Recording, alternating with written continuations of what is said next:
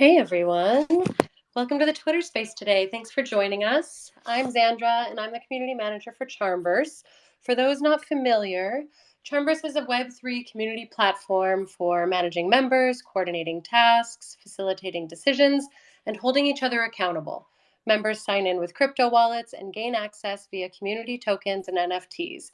It brings together onboarding, payment management, proposals, project trackers, and data repositories all in one place. If you haven't checked it out, please do so after this space. So the last couple of weeks, we've been talking DAOs, and we're going to keep it going. So today we're talking investment DAOs. Today I'm joined by Isaiah of Orange DAO and Arthur of Global Coin Research, and I think Jin from Global Coin Research will be joining us as well.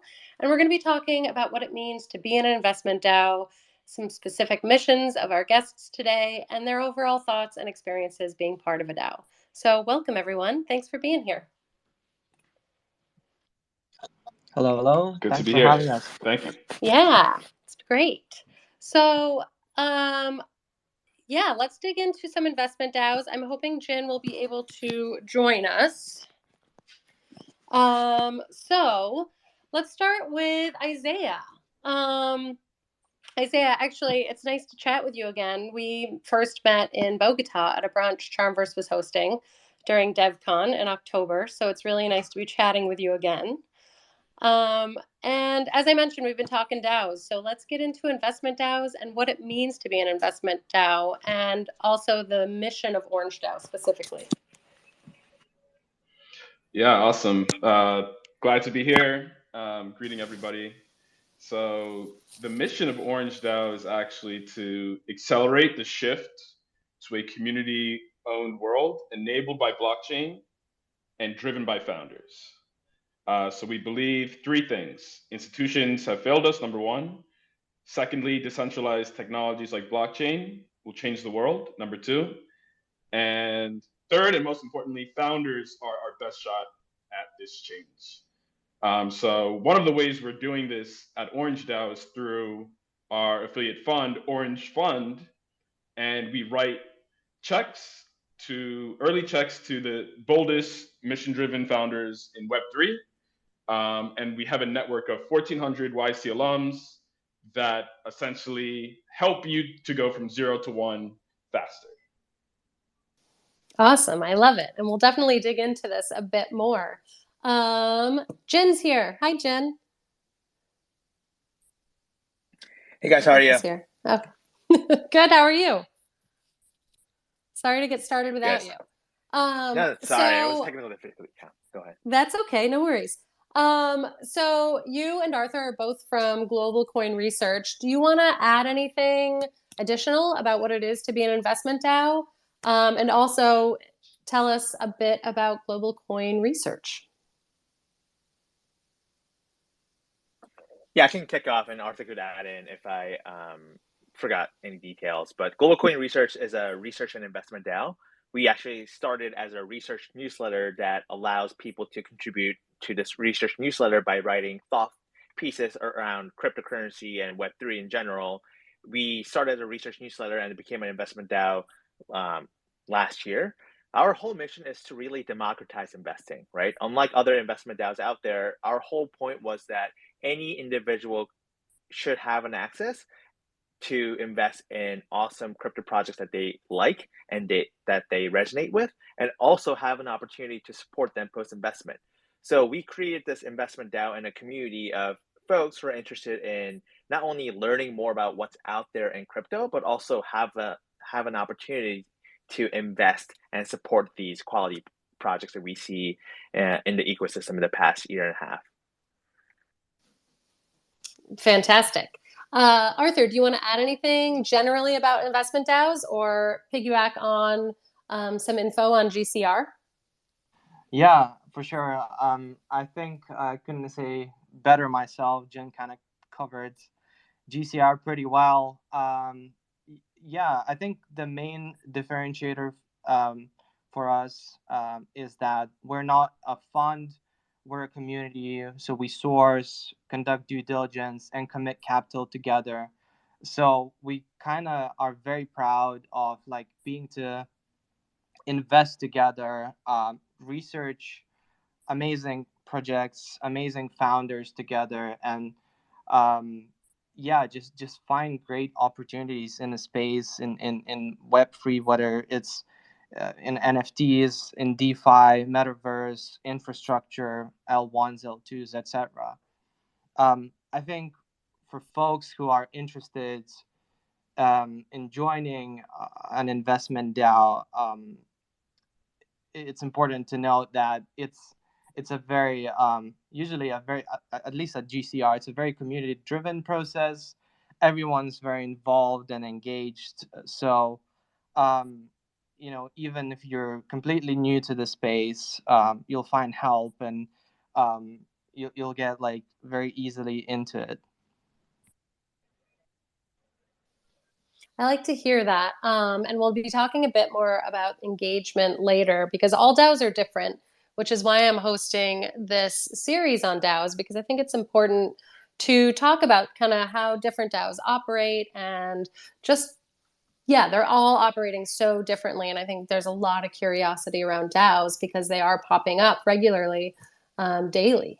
So Arthur, how did you end up in an investment DAO and then why GCR?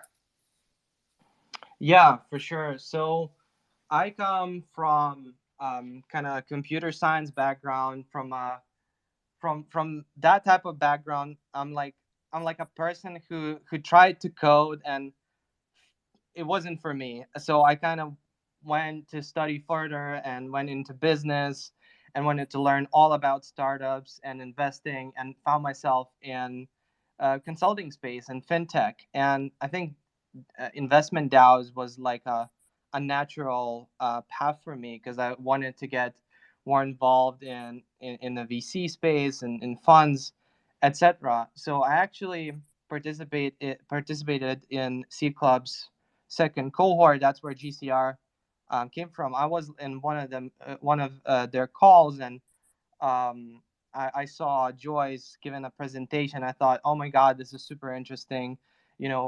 This is exactly what I'm looking for. I want to be in this very niche, small community of investors who kind of share, different deal opportunities together in this small group.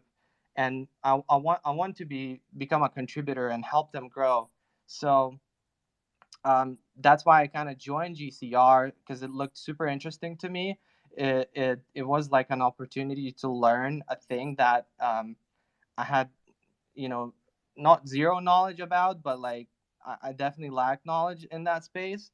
And GCR kind of opened doors. Everyone was super friendly, and there are a bunch of people like me as well who are interested in investing and investment processes, but like didn't have a chance to kind of get that experience anywhere else.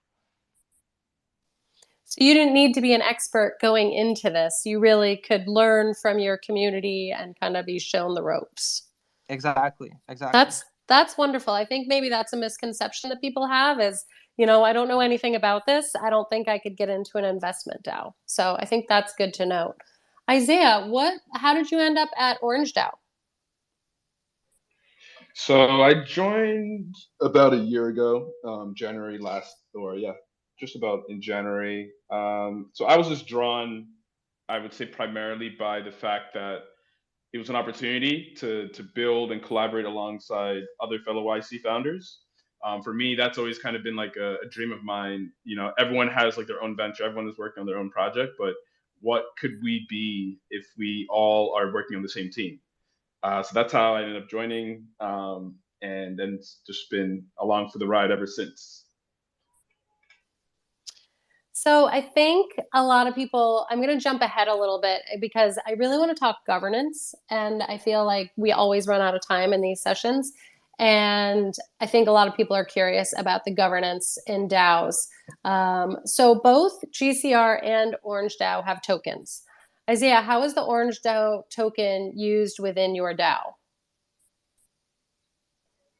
So we have two different types of tokens. So the first type we have is a Polygon NFT token. We call it the YC Gem. You basically mint that to verify that you're a YC alum. It's non-transferable and it's limited to one per member. And that just basically allows you to gain access to the community in the first place. And then for our portfolio companies, we also have a gem or an access token as well. The second type of token that we have is called Orange, and it's our governance token. So that is used for voting on proposals that are related to the budget that we have as a DAO and also how we make decisions.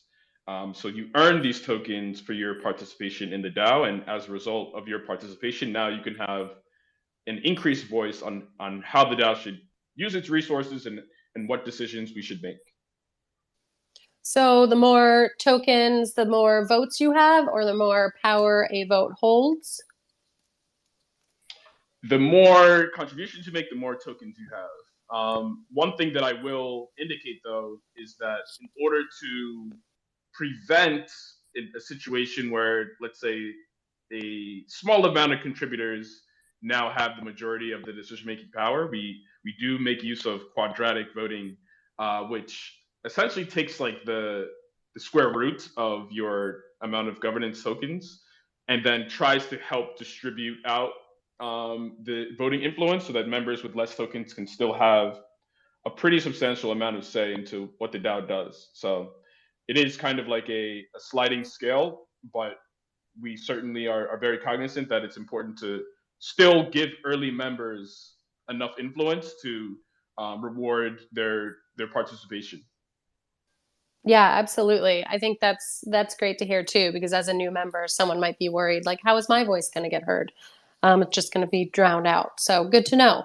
Jin, same question to you as far as a GCR token and how it's used within that DAO. Yeah, so we have one type of token, GCR token. It could be bought on Uniswap for Ethereum chain or on QuickSwap on Polygon.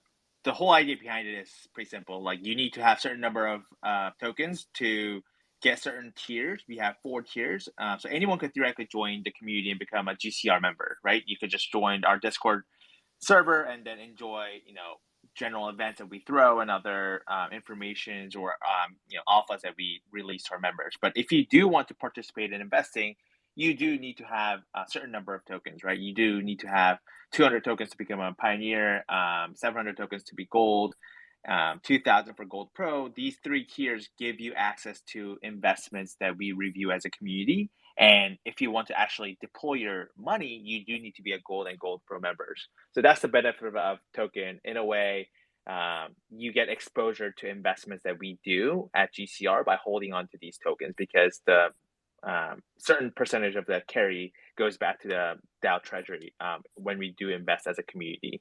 On the governance side, it's pretty simple too. If you guys could take a look at the snapshot of Global Coin Research. Every time we have a proposal, usually by core team or any members, you could post that on GCR snapshot and people can vote on it. It doesn't matter how many tokens you have, as long as you have 1 token, you have same number of votes as others. So in a way, we are testing various ways to see what's the fair way of letting people with more tokens to be heard. But at this point, we have made it a fair game where everyone has 1 vote to vote. So that's how our governance works at this point. Cool. Like I said, everyone operates so differently, so it's always interesting to see, how each DAO moves forward. So we talked about type of voting each used. So Jin, you mentioned Snapshot. So are you voting off chain? Because Snapshot, I know that's stored on IPFS, but it's off chain. My understanding was it's on chain because you could actually see how the votes are happening on Snapshot. Okay, I might be wrong. On that one. Isaiah, what are you folks using? Yeah, we use Snapshot as well. Snapshot. Okay. And then, so someone mentioned the engagement rate. Isaiah, I think it was you. You have a really great engagement rate as far as your voting. Arthur, how is the engagement rate at GCR? Yeah, so I know lots of DAOs and protocols focus so much on governance and voting. I think it's a very important topic, but it's a very boring one. No one wants to vote, and it's I know it's necessary politics, but like there's literally articles everywhere about how to increase voter engagement, how to delegate votes, all that kind of stuff. So with our proposal system, we tried to kind of review proposals and submit new proposals, only the ones that are crucial to the community, only the ones that will make a difference to the DAO. So you know, engagement rate on those proposals have been pretty good because we have a pretty active kind of community of different tier holders. But I think it's really important for DAOs to prioritize. Like, do you want to be a very decentralized DAO where every decision needs to be done in a kind of like a snapshot manner, or whatever other tool you use, so like put to a vote, or the core team can make some decisions. Maybe some decisions can be made through a kind of very simple Discord type of vote, where you just put like a poll with like a sesh bot or something like that. So I think most DAOs are progressively decentralizing. We certainly are, and there's no right and wrong answer. For us, we found that this type of way works best. People don't complain. We don't complain. So far, so good. We're obviously open to kind of new solutions and adapting to kind of new ways of doing governance as crypto evolves, as crypto progresses. Yeah, you touched on, I was curious about proposals because I think a lot of people, I'm curious if anyone can submit a proposal, because that's where we hear that there's the least amount of engagement is in the voting, right? And how do we get our community to vote? And you're right, there's so many articles and so many theories on this. And I just wanted to mention, I'm not sure, Arthur or Jin, I know, Isaiah, you're familiar with CharmVerse, but Arthur and Jin, we just launched our proposal builder. And in theory, that is supposed to allow the community to suggest edits and comment, or you can submit a poll to kind of take the pulse before you go to a full-on vote, which I like that idea because it's giving that community a feel that they're now engaged with the actual building of the proposal, and therefore hopefully will be more engaged with the vote. So how are you creating your proposals currently, Isaiah?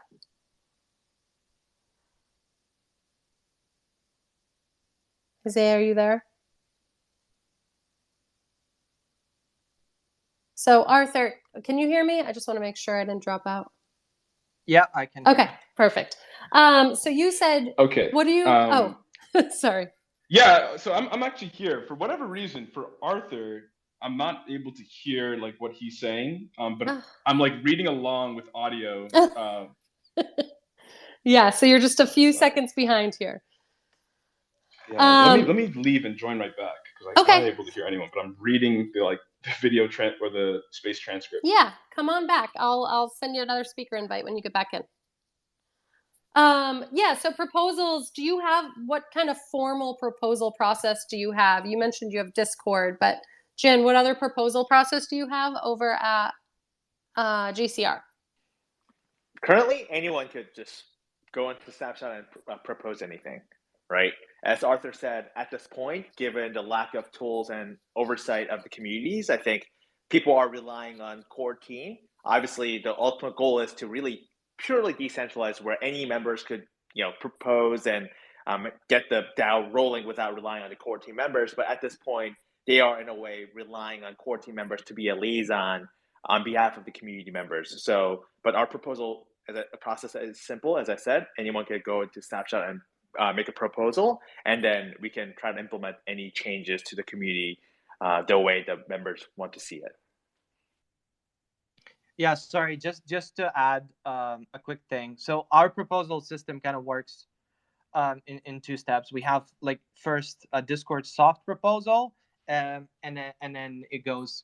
We call it on chain, not really on chain, Snapshot, but that's the second step. Once the Discord is passed, it goes to Snapshot only then. So I think what you mentioned is like the checking the sentiment first is a great way to see if like this proposal is even worth going through with, and yeah, I think that's what we do as well, but like in a more manual process. Welcome back, Isaiah. Can you hear everyone? Yes. Perfect. All right. So how are you writing proposals at Orange DAO, and can anyone submit a proposal? So anyone can submit a proposal. The process in which we enable that is just by having folks request access to the template, and then they can basically begin writing the proposal. So to the points that I think Arthur and Jin have covered, the problem is not necessarily that members do not know how to make proposals. The problem is, number one, the proposal that I'm making is something that others in the DAO will be aligned with, given that this will take some time to put together. And then number two, like who are the relevant people to talk to build that consensus. So what we've definitely discovered is that having members do a formal proposal does only, first of all, make sense if you're thinking about tokens chain, or like just to the treasury, or sorry, changes to the charter. But if we're just wanting to do something as like, let's actually change the way we're doing our documentation or like the Discord, like we actually as a DAO, it makes more sense to do like polling, like let's do a temperature check. Okay, this is an idea that I have. So as opposed to just like proposals, like ideas, like these are things that we want to do. How does everyone else feel about it? If everyone is aligned, now we can actually move forward. And with an idea, perhaps maybe it's only about 4 things, like a one-liner, the problem that it's solving, who's going to be responsible, how many resources, if any, it would cost, and then allowing that kind of to be something that like we show in the town hall, and then members on the spot can like decide, oh, like we all agree, and then we can implement that, as opposed to going through the long snapshot process. But the snapshot process is definitely very important, I'd say, for like things related to roles, hires, responsibilities, of like structural changes within the DAO.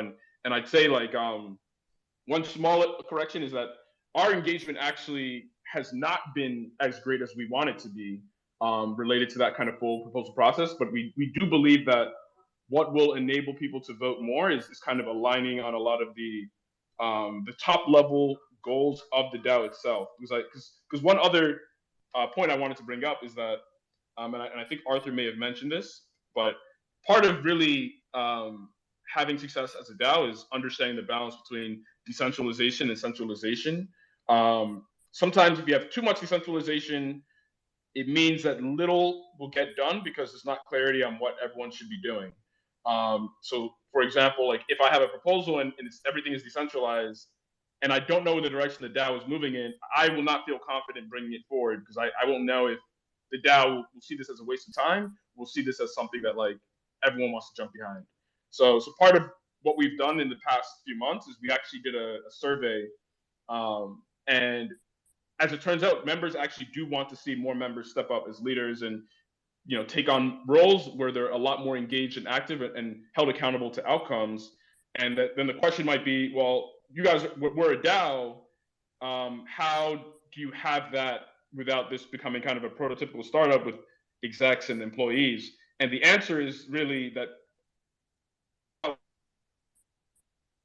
form our objectives and metrics vote on those, and then agree that, okay, once we agree on kind of the objectives, now we can have members that are stepping up into roles and saying that, oh, I want to move forward this objective that we've come to consensus on in a decentralized way, and this is what you all will trust me to do in this role to move forward our objective. So for us, like, that's how we believe it's going to enable a lot quicker.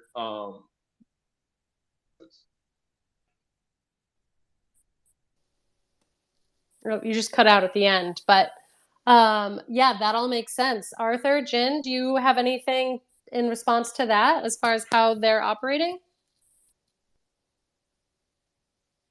Yeah, I think I certainly agree with that. I think simplicity is the key, especially if you want to kind of get out of this like or narrow down the web 2 to web 3 type of gap. You know, if you want more people to join a DAO, more people to discover your DAO, especially non-crypto natives, because we're all here are probably very crypto native. We know what Web3 is, what MetaMask is, all those type of things. We might, you know, non-crypto natives might not know what a DAO even is. If you want to involve those type of people, governance process of all especially has to be super simple, very understandable for folks, because there'll be like other challenges they'll have to encounter apart from governance. They'll be understanding what a token is, why is it used, you know, what kind of utility apart from governance there is, how can I contribute, etc., etc.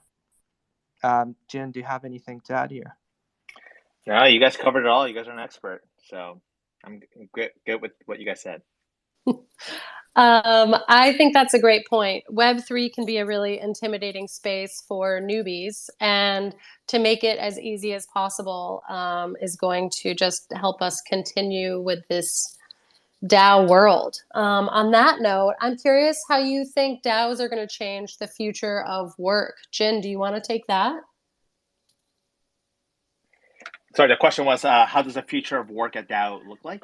How will DAOs, in your opinion, change the future of work as we know it currently? I think it's going to make freelancing even more flexible, right? Freelancer really means that you are relying on third party to find you the job, because usually it's hard to find work, right? Like, I mean, of course, you can go direct to employers and find work, but DAOs is another way for you to find work, and it's also make it more fun because you're now interacting with thousands of people and with like-minded people. That's something that we just didn't have in this world. So I think, in a way, DAO changes the view and the notion of what it means to be a quote-unquote freelancing or contributing, right? Like at GCR, like we have close to 8,000 members, but a lot of people are contributing to the community, even if they're not getting paid.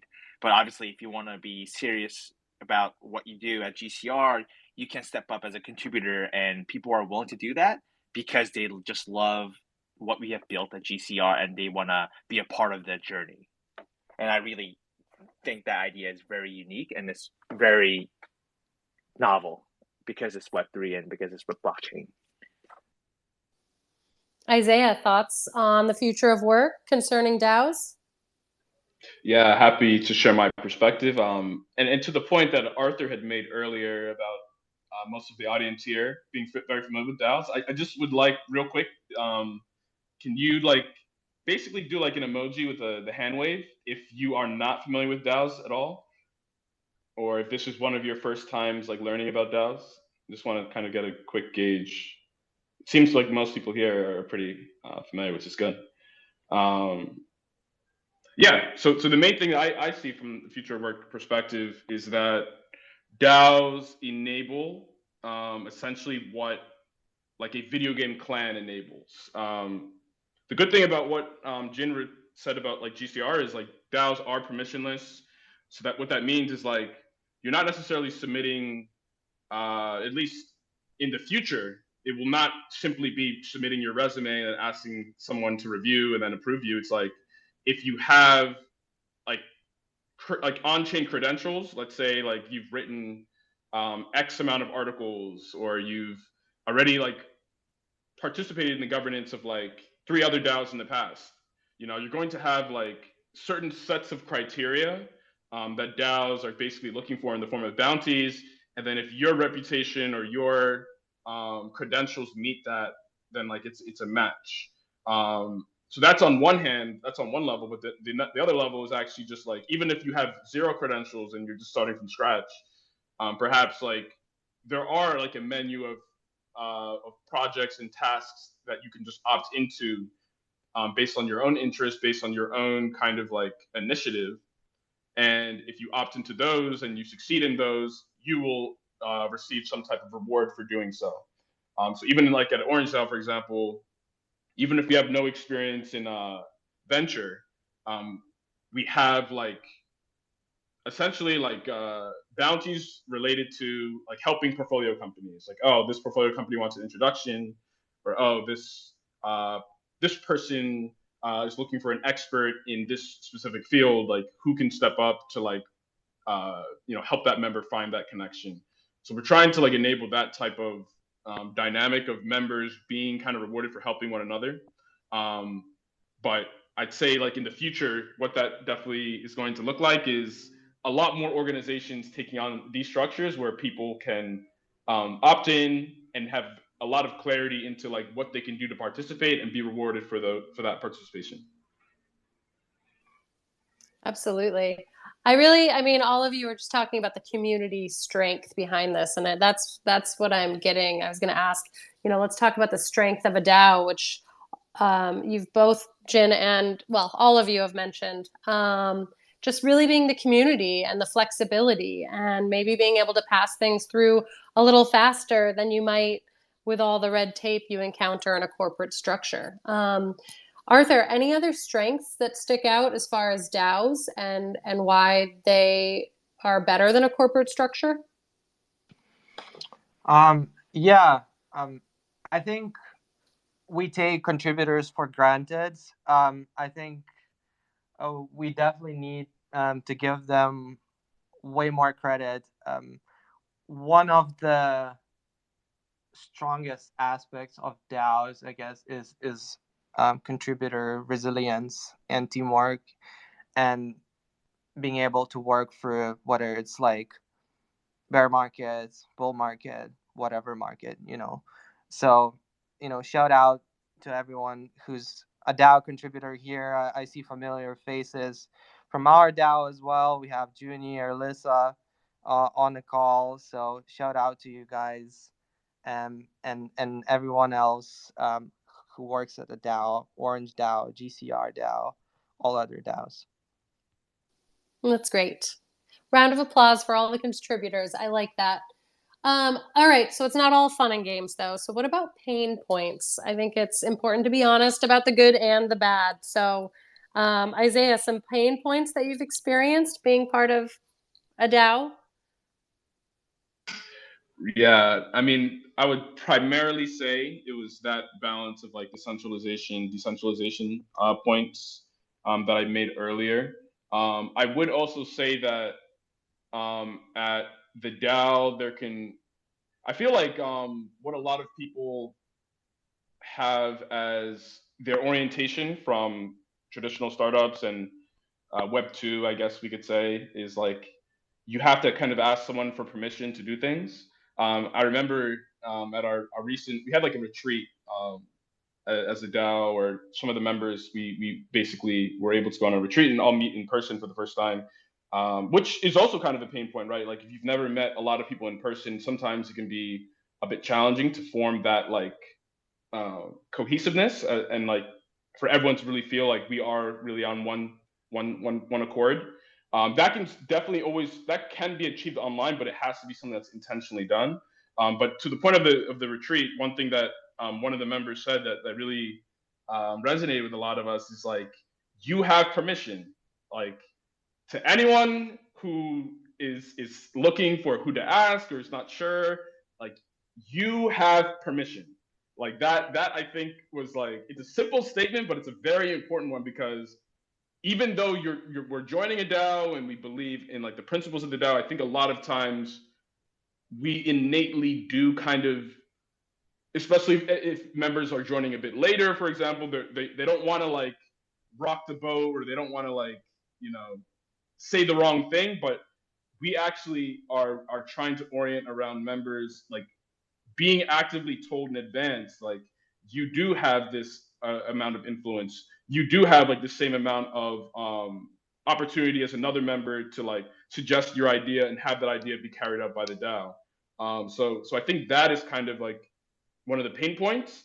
The pain point is almost like one of the constraints to the greatest strength of the DAO, which is like its ability to coordinate and distribute so much like efforts and resources amongst so many different people in a very decentralized way, so that like you have like this entity that is just comprised of all these different pockets that are just like building a very, very interesting projects that are all aligned towards one objective.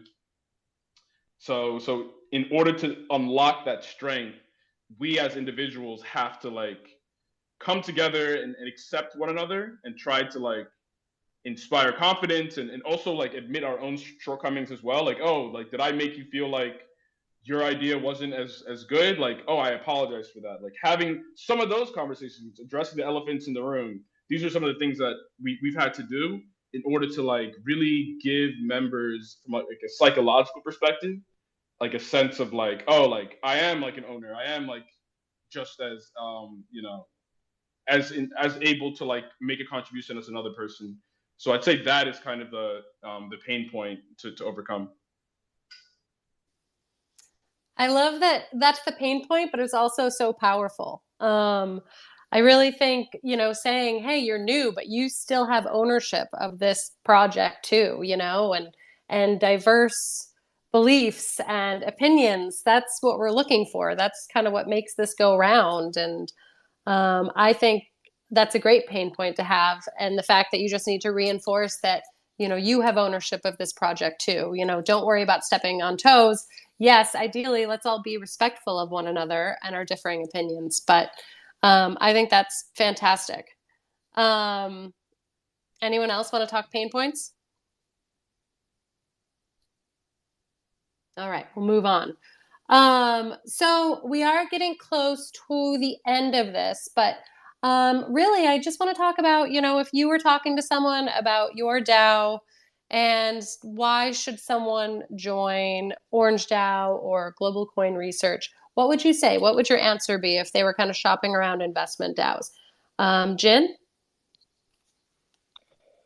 So it's for anyone, right? As I said, the whole idea is to democratize investing. And if you want to learn about, hey, like what type of investments do an investment DAO does, like, and you don't have any credibility or anything, you can learn by just joining us anytime, right? We're doing like a 3-month, 6-month gold membership giveaway for people to just try out, right? This is a bear market, but that doesn't mean you should stop engaging with what's out there, right? There are still a lot of projects, interesting things happening in the sector, and I think that's the best way for you to be plugged in and learn about what's happening. I think GCR, and I'm sure same thing with Orange DAO, does lower the barriers to entry to Web3. So please like visit our website or just DM me or whatever, and I can share the forms that you guys need to join the DAO and get the 6-month membership to enjoy what's out there at GCR. Arthur, you want to add to that?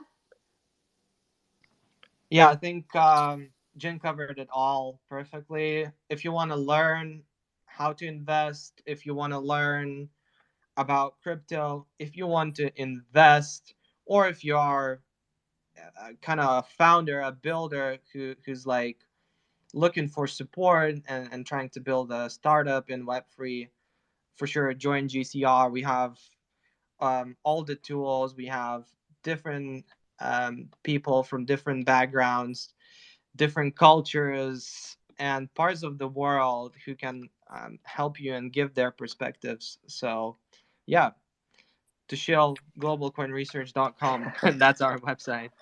I think Arthur is underselling himself. If you also want to jam with Arthur and the core team, you should join us. I mean, besides investing, we also just talk about NFTs and alphas and just trading too. Like, it's a community at the end of the day, right? Like, we're an investment DAO, but we also dabble in other topics, and we have a lot of NFT fanatics and a lot of traders in the community, and we just talk every day with a lot of news. So if you just want to learn and what's going on, just join us too. It's a fun social community at the end of the day.